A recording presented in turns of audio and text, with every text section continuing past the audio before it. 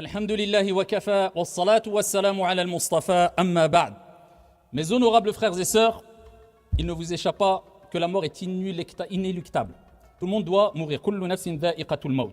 Mais ce qui nous intéresse lors de ce sermon, c'est de savoir qu'est-ce qui va se passer après la mort. Bien sûr, on ne va pas rentrer dans les détails, mais on va parler d'une étape cruciale qui, quelquefois, on a tendance à l'oublier, à la mettre de côté tout au long de notre vie, dans notre relation avec les créatures et avec le Créateur. Pourquoi je dis ça, vous allez le voir. Bien sûr, après la mort, il y a le qabr, al-barzakh, ce monde intermédiaire entre la mort et la résurrection. Wa ba'da al-qabri al-bahth. Et après la tombe, il y aura la résurrection. Tout être humain, toute créature ressuscitera devant Allah subhanahu wa ta'ala.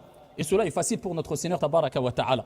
Et après le ba'th, il y aura le rassemblement, al-hashr, dans l'endroit qu'on appelle Ardul Mahshar, la terre du rassemblement. Et après le rassemblement, il y aura le hisab. Ah bien sûr, il ne faut pas penser qu'on va fuir les conséquences de nos actions.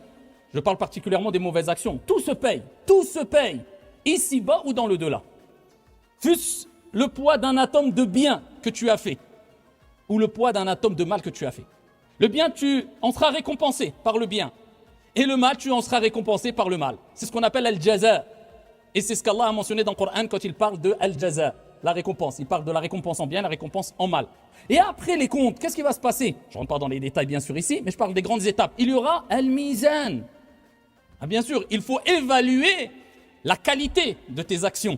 Il faut évaluer la quantité de tes actions, bonnes ou mauvaises. Eh bien, on apportera al-mizan. وَنَضَعُ الْمَوَازِينَ الْقِسْطَ لِيَوْمِ الْقِيَامَةِ. Allah, il dit, on apportera les balances exactes au jour de la résurrection. فَلَا تُظْلَمُ نَفْسٌ شَيْئًا. Aucune âme ne sera lésée, aucune injustice ne sera faite, puisqu'Allah Azza wa Jal dira la zulma al-yawm. Aucune injustice aujourd'hui. Aujourd'hui, amalun wa la hisab, comme a dit Omar ibn al-Khattab, c'est les actions, il n'y a pas de compte. Walakin ghadan hisabun wa la amal. Il y aura des comptes et il n'y aura plus d'actions. La terre du rassemblement, tu ne pourras plus œuvrer, mais tu rendras des comptes dans ce que tu as fait.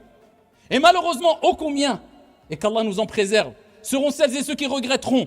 Ya waylata, ya laytani. Toutes ces paroles ne te profiteront en rien du tout. Yawma la yanfa'u malun wa la banun illa man ata Allah biqalbin salim.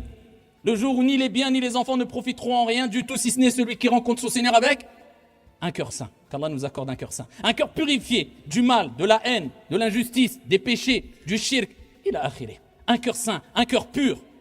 Eh bien, ce jour-là, le jour de la résurrection, aucune injustice ne sera faite. Et Allah Azza wa Jalla nous dit, eh bien, tout sera ramené vers ton Seigneur Tabaraka wa Ta'ala pour que tu sois interrogé. Tout sera posé sur la balance. Une balance, on y croit fermement, qui sera apportée au jour de la résurrection. Et la ressemblance qu'il y a entre cette vie d'ici-bas et l'au-delà, ce ne sont que les noms, les termes. Mais ne pense pas que c'est une balance comme on a l'habitude de voir ici-bas. Non, c'est une balance qui pourrait contenir les cieux et la terre, comme le prophète alayhi salatu wassalam a dit. Et il y aura une balance avec 2 plateaux et une langue. Et sur un côté de la balance, les bonnes actions seront pesées, et sur l'autre côté, les mauvaises actions. Et fût-ce le poids d'un atome ou d'un grain de moutarde de bien ou de mal, eh bien cela sera pesé. Et tu en rendras des comptes.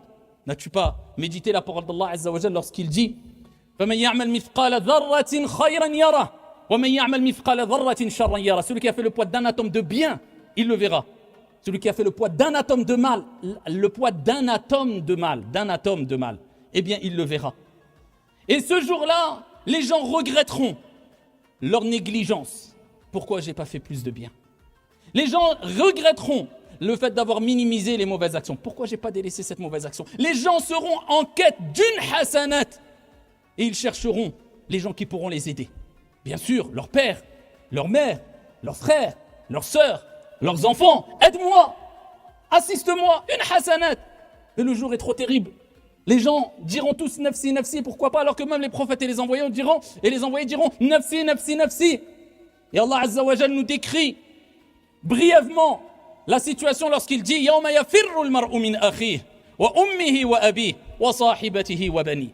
Le jour où le frère fuira de son frère, de ses parents, son père, sa mère, son conjoint, sa conjointe, ses enfants, c'est nafsi, nafsi, nafsi, moi. 50 000 ans le jour de la résurrection. Et là, je ne parle que d'une étape. Al-Mizan, après avoir rendu des comptes, après avoir été interrogé, après... Non, là, on pèse les bonnes actions. Et là, on se rend compte que nos paroles ont un poids. Nos actions ont un poids. Notre comportement a un poids. Mets une balance devant ta langue avant de parler. Mets une balance devant tes doigts avant de taper, d'écrire. Mets une balance entre tes deux yeux avant de regarder. Mets une balance sur le côté de tes oreilles avant d'écouter. Tout ce que tu vas dire, voir, entendre, faire ont un poids auprès d'Allah Azza wa Jal, puisque tout cela sera pesé. Et tous les hadiths nous rappellent que, comme on va le voir bi'idhnillah Azza wa Jal de façon très brève, wa billahi tawfiq, que les actions seront pesées, les feuillets seront pesés, mais aussi les êtres. Toi, tu seras pesé.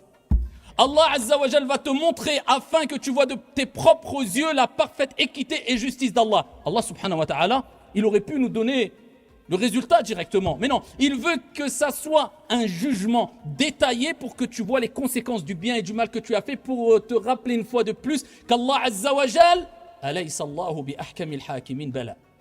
N'est-il pas lui, Allah subhanahu wa ta'ala, le plus sage des juges? Il va te rappeler, voilà pourquoi j'ai interdit l'injustice. Et Allah lui-même s'est interdit l'injustice. Et le prophète nous a dit l'injustice est ténèbres au jour de la résurrection. Aucune injustice sera faite au jour de la résurrection. Tu verras tous les détails de toute ta vie. C'est pour ça qu'Allah Azza wa Jalla a assigné plusieurs anges qui ont différentes fonctions qui nous accompagnent.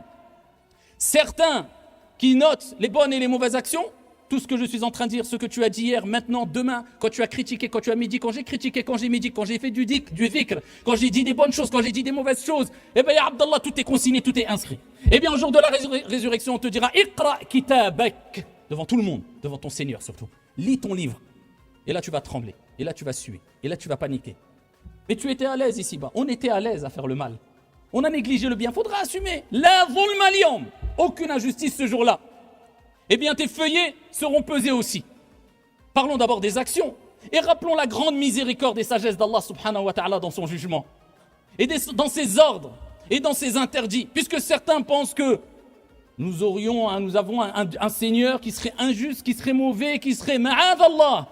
Allah subhanahu wa ta'ala, il est encore plus clément et miséricordieux envers nous que ne l'est la mère envers son propre enfant. Allah subhanahu wa ta'ala a descendu une part de sa miséricorde, de 99 plutôt, miséricorde, ici-bas, et c'est cette part-là, ce petit pourcentage si on veut, sur 99, qui fait que tous les êtres et les créatures ressentent entre eux une part d'amour, d'affection, de compassion, de miséricorde. Même les animaux, et cela depuis la création de toutes choses.